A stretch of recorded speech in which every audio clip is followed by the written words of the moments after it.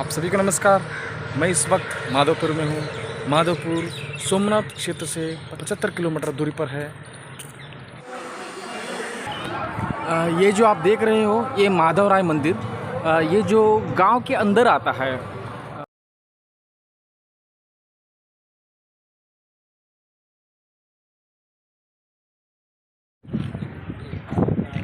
तो बहुत पुरानी मंदिर है, 12 शताब्दी का। वो हजारा साल बोलते हैं, लेकिन वही इससे भी आगे पुराना है। जी जी, विष्णु का अवतार ही कृष्ण भगवान है जी, इसीलिए उसमें विष्णु टेम्पल बोलते हैं। यहाँ थे कृष्णा और बलराम की दो भाई, और कृष्णा और रुक्मणी की छोटा स्वरूप, वही नए मंदिर में जो है उसको 18 शताब्दी में यहाँ शिफ्ट किया गया है। 1840 अच्छा, 1840 में इसको शिफ्ट किया गया ना। अच्छा, ये मेन मंदिर माधवपुर का ये मेन है। मैंने 185 वर्ष वही मंदिर में। अच्छा, सामने वाला वो उसकी शादी वो भी माधोपुर में हुई थी। यहाँ पर कृष्णा, हाँ वही मंदिर। अच्छा, कृष्णा और रुक्मणी का मंदिर वही इधर है। भगवान की शादी वही जगह है। भगवान वहाँ जो कुंड है और वहाँ उन्होंने वास करते थे, और वहाँ उन्होंने जो 7 पहरी लगाया वो जो स्थान है वो। हाँ जी, पुराना मंदिर है नीलकंठ महादेव का। बाद में मधुवन है। देख रहे हो गांव के माताएं लोग यहाँ पे शाम होते यहाँ विश्राम करते हैं इस मंदिर के पास। आप देख रहे हो इस मंदिर समुद्र के तट पर है।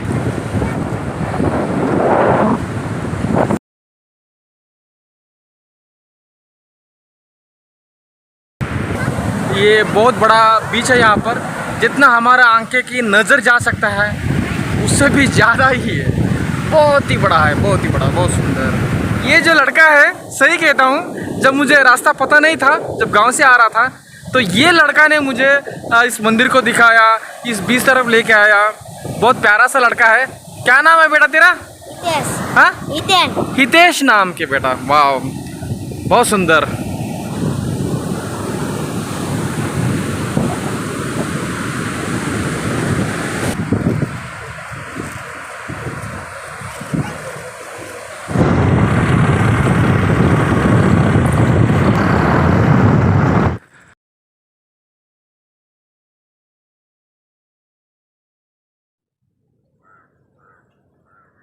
आप जो देख रहे हो, जब कृष्ण भगवान जी रुक्मिणी को अपहरण करके ले आता है,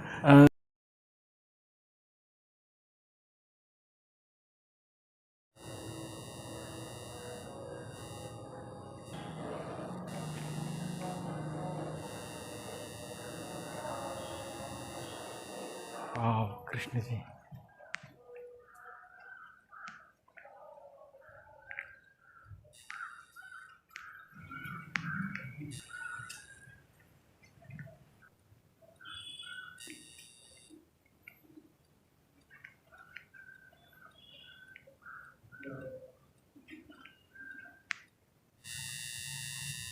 इसी घर में, इसी जगह, इसी घर पर उन्होंने कृष्ण और रुक्मिणी रहे थे, यानी वास किए थे।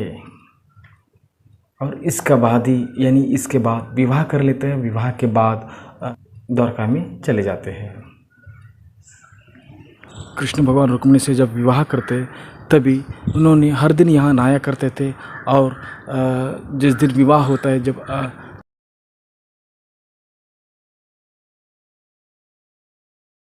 रुक्मणी का हरण करके आया ना, जी जी, तो ठाकुर जी ने इधर शादी किया। जी जी, तो मधु नाम का दैत्य था, उसका वध किया, तो मधुवन का नाम दिया। अच्छा, यहाँ पर मधुवन। हाँ। अच्छा, ये नहीं पता था मुझे। ऐसा लिखा हुआ है इधर। अच्छा, हाँ गुजराती, हिंदी और जी इंग्लिश में। जी। तो ये पोखवा माटेની वस्तु છે કે જ્યારે અમારી પરંપરા છે કે કળશ ગામ છે બધી, यानी गुजराती संप्रदाय के अनुसार, यहाँ का परंपरा के अनुसार ये बनाया गया है।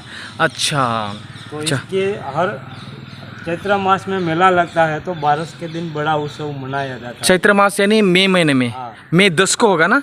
चैत्र शुद्ध 12 के दिन उत्सव होता है। नहीं वो तो हिंदू कैलेंडर है, मगर सभी लोगों को समझ में नहीं आते। इंग्लिश कैलेंडर है तो हम मई कह सकते हैं, मई महीना। बोल सकते हैं। हाँ, क्योंकि हमको आसानी से समझ में आ जाए। तो इसका ये लग्न स्थल है कि इसकी परंपरा अभी सालों से ऐसे ही चले आई है। इसका नक्शा सरकार बनाती है। अच्छा। तो जो बड़ा मंदिर माधवराय जी का गांव में है, अच्छा कि रुक्मणी माता का पियर है, जी। तो ये अभी दर्शन करने के लिए आपको दिखाने का। अच्छा। और इसका आप बोलो किसी को भी तो ऐसे बोलने का पोखना।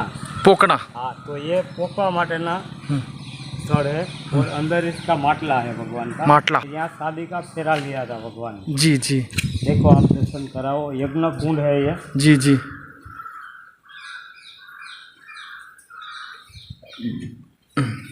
यहाँ कृष्ण भगवान ने शादी किया भगवान। अच्छा तो ये मंडप है, चारे कोना में है ना। अच्छा, ये मंडप है।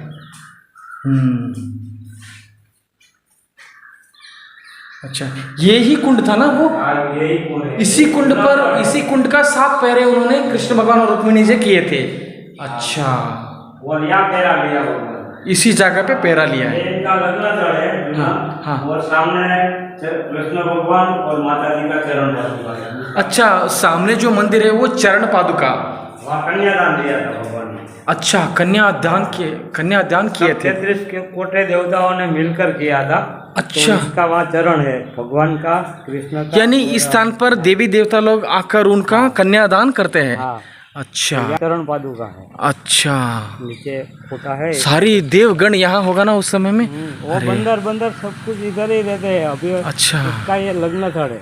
अच्छा वास होता है सब देवी देवताओं का। अच्छा तो जो ये चरण है इसका फोटो लेने का। अच्छा, ये नीचे वाला। अच्छा,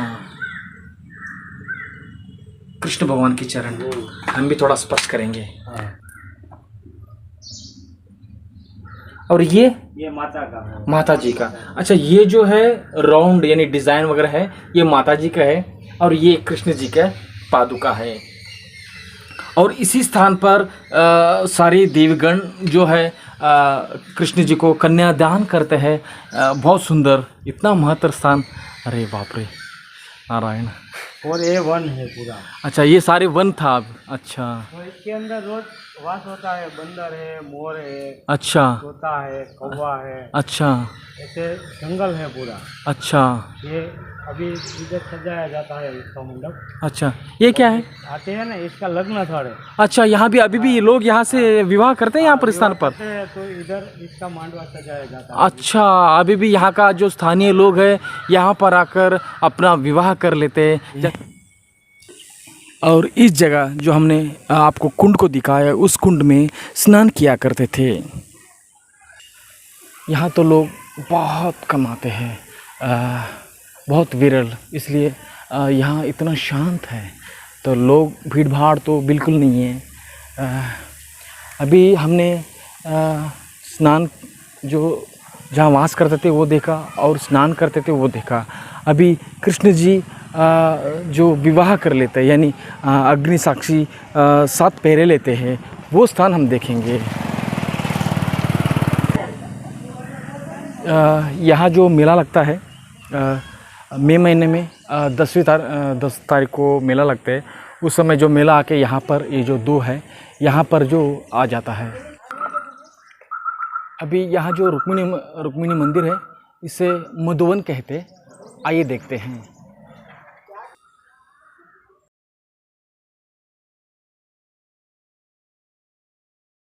हाँ, कृष्ण भगवान जी रुक्मिणी को जब अपहरण करके ले आते हैं तो वो द्वारका नहीं जाते, तो वो इस स्थान पर आते हैं। इसी स्थान क्यों आते हैं? इस स्थान के लिए उन्होंने इसलिए आते हैं कि जिस जगह में कोई संसार न किया हो तो उस स्थान पर उन्होंने लेके आता है। तो इस स्थान में कोई भी यहाँ पर संसार नहीं बसाया था, तो इसलिए इस स्थान पर रुक्मिणी को ले आता है। और यहाँ पर कई दिन इन्होंने कई समय यहाँ पर रहते हैं। रहने के बाद उन्होंने रुक्मिणी से विवाह कर लेते हैं। विवाह जो करने का जो स्थान है, ये जो सामने वाला मंदिर दिख रहा है, यहाँ पर जो विवाह कर लेते हैं। हम अग्नि का समक्ष जो पहरा लगाते हैं 7 पहरा, तो वो इसी मंदिर में होता, इसी स्थान पर हुआ था। और आपने देखा होगा जो कुंड के बारे में, तो वहाँ तो हमने बता दिए हैं। और उसके अलावा जो जहाँ उन्होंने वास करते थे वो घर भी वहाँ पर है। तो रुक्मिणी जी को कृष्ण के बारे में सिर्फ जानकारी था, पढ़े थे, समझे थे, मगर कृष्ण को कभी देखे नहीं थे। एक दिन क्या हो जाता है कि रुक्मी यानी कृष्ण रुक्मिणी का जो बड़ा भाई होता है, जो रुक्मी रहता है, वो रुक्मी और उनका पिता उन्होंने मिलकर शिशुपाल से विवाह का तय कर लेता है। तो शिशुपाल से विवाह करने का रुक्मिणी जी का इच्छा नहीं रहते। तो तभी कृष्ण के बारे में बहुत कुछ सुना रहे थे, बहुत कुछ समझा रहे थे। तो सोचा अगर शादी हो तो ऐसे व्यक्ति से हो, ऐसा समझकर उन्होंने अपने जो सेवक रहता है, एक ब्राह्मण सेवक रहता है, उनसे कहता है और उन्होंने एक पत्र भी लिखता है। अपनी रुक्मिणी जी अपना मन की जो इच्छा था वो पत्र में लिखते हैं। वो पत्र में लिखकर उस ब्राह्मण सेवक को देते हैं और उन्होंने उसमें कहा है मुझे विवाह तय किया है तो मुझे विवाह का इच्छा नहीं है, अगर आप मुझे यानी मंगलसूत्र पहनाएंगे वो मेरे लिए शाश्वत है। तभी जो पहला जो खत था यानी प्रेम कहानी था वो रुक्मिणी जी का था। वो तो उन्होंने उसमें जिक्र किया रहता है कि अगर आपने आकर मुझे अपहरण करके यहाँ पे ले गए तो ठीक है, अन्यथा मैं अग्नि प्रवेश करूँगी, ऐसा उन्होंने उसमें लिखा रहता है। इसलिए कृष्ण भगवान जी स्वयं जाकर उनका अपहरण करते हैं, क्योंकि उसमें ये भी लिखा रहता है कि जब विवाह के समय मंदिर जाना होता है तो उस समय मैं बाहर आती हूँ तो तभी आप मुझे अपहरण कर सकते हैं, ऐसा भी उन्होंने वो भी लिखा रहता है। तो तभी कृष्ण भगवान उनको रुक्मिणी जी को अपहरण कर लेके आते हैं। तो उस समय महान योद्धा लोग रहते, क्योंकि जरासंध तो महान योद्धा था और शिशुपाल था, इनके अलावा कई सारे जो असुर लोग उनके साथ थे, फिर भी उन्होंने उनका समक्ष रुक्मिणी जी को अपहरण करके भाग चले आते हैं।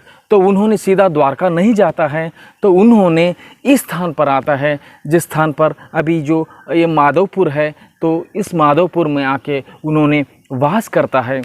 कई समय उन्होंने यहाँ बिताने के बाद रुक्मिणी जी से विवाह करते हैं। विवाह के बाद उन्होंने फिर द्वारका चले जाते हैं। द्वारके में जाकर उन्होंने दोबारा विवाह कर लेते हैं, क्योंकि सारे लोगों को समक्ष एक बार उन्होंने विवाह कर लेते हैं। तो ये स्थान तो इतना महत्वपूर्ण है, बहुत महत्वपूर्ण है। कृपया करके आप पधारिए ऐसे स्थान में, क्योंकि इतना महत्वपूर्ण है, बहुत महत्वपूर्ण है। जी धन्यवाद।